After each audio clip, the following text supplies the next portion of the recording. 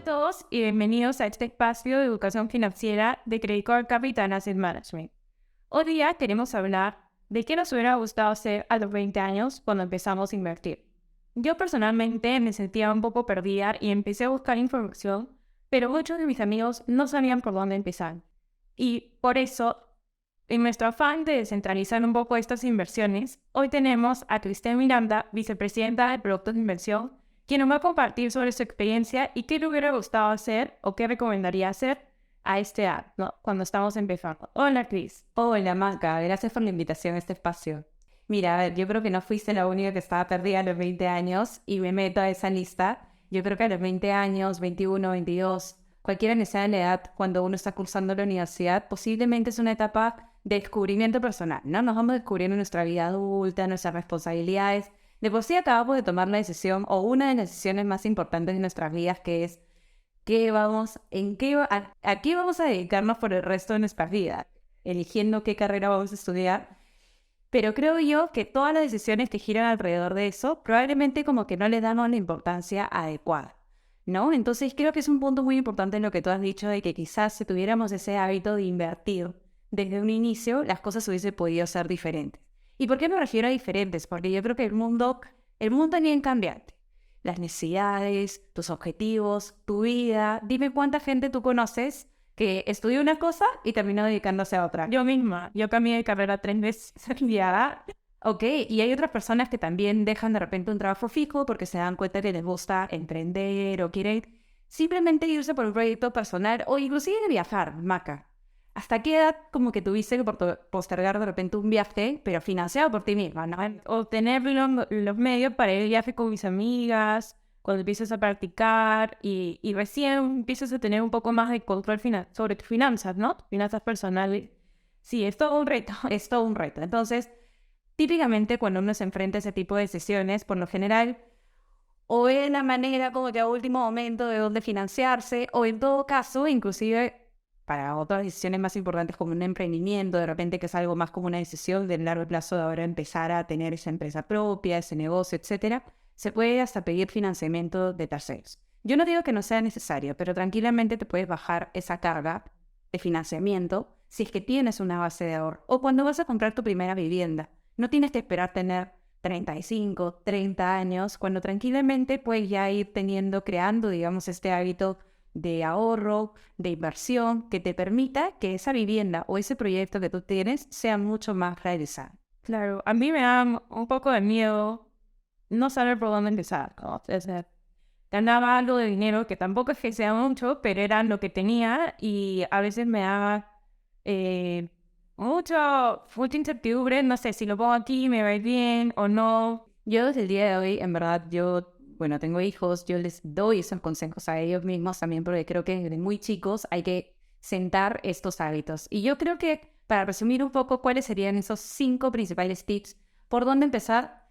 Simple. Fuera teoría, fuera conceptos así tan de repente abrumadores o que uno a veces de repente estudió comunicación, derecho y dice, ¿yo qué hago tomando decisiones en base a finanzas y a mí no me enseñaron nada de finanzas? Es válido y para eso creo yo que estamos nosotros. Entonces, para empezar, uno de los primeros consejos es que solo vas a destinar el dinero que no vas a necesitar en el corto plazo. Maca, si tú recibes, ya sea tu primer sueldo, tu primer trabajo, si tú recibes un sueldo, definitivamente vas a tener un montón de gastos de la casa, de tus estudios, o materiales complementarios, o cosas que, no sé, ocio, diversión, etcétera.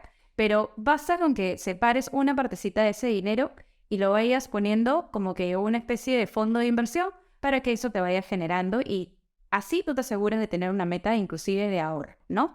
Porque para convertirnos en inversionistas hay que pasar primero por convertirnos en ahorradores, ¿no? El segundo tip es que vayamos y empecemos a avanzar poco a poco, con aportes pequeños pero regulares. No, Maca, es que tengo que hacer aportes de, no sé, 50% de mi sueldo o el 30% de mi sueldo. Definitivamente no, porque quizás lo puedes hacer una vez y luego vas a decir, no, esto es mucho, no tengo otros gastos y no va a ser un ahorro sostenible. Entonces, empieza con poco. Claro, porque si es mucho fácil ya no lo continúas y ves que no es sostenible los siguientes meses, de repente sale algo más, pero ¿con poco cuánto dirías más o menos? Yo te digo, mira, los ahorros, en verdad, y hoy en día tenemos plataformas que vamos a hablar más adelante, pero te permiten hacer inversiones de 100 soles, 20 soles inclusive, o sea, a ese nivel de accesibilidad. Con que tú empieces de repente con 50, 100 soles, 200 soles, que tranquilamente te lo puedes gastar un fin de semana, o en una comida, o en un gasto absolutamente innecesario, creo que ya empezaste con un buen pie, y sobre todo que estos aportes sean regulares. El tercer tip es la típica de no colocar todos los huevos en la misma canasta, ¿no? Y he escuchado mucha gente que efectivamente va en búsqueda como de las rentabilidades más atractivas, pero a veces ni siquiera sin hacer una evaluación o porque simplemente un amigo le contó que ahí pagas más. Entonces, ok, perfecto, de repente te sientes confiado de dejar ahí parte de tus ahorros, pero también busca otras opciones para que donde estén invertidos tus ahorros estén de alguna manera diversificados. El cuarto tip es que puedas controlar el riesgo de tus inversiones. Y aquí tiene que ver mucho con el quinto tip, que es capacitarte constantemente, involucrarte, porque uno invierte o uno debe invertir en lo que conoce, porque si no, termina aterrado, terminamos pues descubriendo gente que dice que era como muy propensa al riesgo y sin embargo de repente viene pues un movimiento del mercado medio brusco y al final terminan aterrados y salen espantados, liquidan pérdidas y nunca más vuelven al mercado. Ese no es el tipo de experiencia que nosotros queremos. Claro, ahí creo que me perdiste un poco. ¿A qué te refieres como adverso al riesgo? ¿O cómo sabemos si somos adversos al riesgo? Cuando estás empezando, de repente piensas, voy a meter todo en Bitcoin, que es lo que está en moda y lo que vemos en TikTok, en redes, pero al menos yo en mi experiencia sé que es muy volátil, pero de repente otros no lo saben. No sé si nos puedes contar un poco más. Yo creo que ese fue uno de las inversiones recientes más sonadas dentro de las personas, sobre todo las más jóvenes. ¿Por qué? Porque justamente mi amigo hace bitcoins, mi amigo invierte acá, mi amigo ganó tanto, ¿no? Hasta que vino el 2022, que hizo que gente perdiera 50, 60, 70% del valor de sus inversiones y terminaron aterrados o simplemente dejaron sus inversiones ahí porque ya habían perdido tanto que ya ni siquiera valía la pena vender. Entonces, nuevamente, yo personalmente no estoy metida en el mundo de bitcoins, prefiero las cosas que sean un poco más materializables, como realizables. Es mi perspectiva, no quiero decir con esto de que no sean una clase de activo que de repente a alguien le puede interesar, pero a mí personalmente prefiero lo que conozco. Y a tu pregunta de la aversión al riesgo, de qué tan propenso realmente uno está a tomar estos riesgos, yo creo que uno se conoce a sí mismo más de lo que cualquier otra persona te puede conocer en el sentido de tú vas a saber realmente cómo te sientes si el día de mañana que metiste, no sé, vamos a pensar en 2.000 soles. Si esos 1.000 soles bajaron a 1980 o a 1900, ¿cómo te sientes? ¿Te sientes aterrado? ¿Es algo que realmente puedes como transicionar de una manera tranquila? O inclusive, y vamos a hablar ahora también de los mercados, si es que te da inclusive confianza de aportar más capital porque sabes que de repente eso representa una oportunidad, ¿no? Entonces, creo que cada uno se conoce y nuevamente me remito a lo primero que dijimos, ¿no? Del plazo. Todo lo que no vayas a necesitar en el corto plazo es lo que tienes que invertir.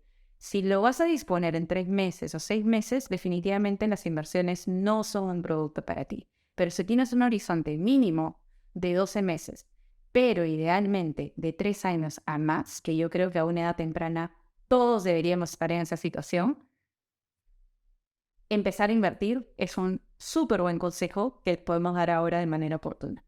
Y ahora que estabas hablando de los tiempos de invertir, ¿nos puedes dar un ejemplo para mostrar más o menos cuánto tendríamos si invertimos ahora, a los 21 por ahí, en 10 años, por ejemplo? Perfecto, mira Maca. Hoy por hoy existen unas calculadoras para poder hacer esto de manera 100% confiable. Hay un concepto que es el poder del interés compuesto, que es básicamente el efecto multiplicador que tiene una rentabilidad promedio año a año, ¿no? Entonces, si inviertes, por ejemplo, en un año, al inicio de año 100, a fin de año vas a tener, asumiendo una rentabilidad de 8% anual, vas a tener 108. Luego el siguiente año empiezas el año con 108, multiplicado por 8% de rentabilidad, y así sucesivamente, digamos que va a crecer.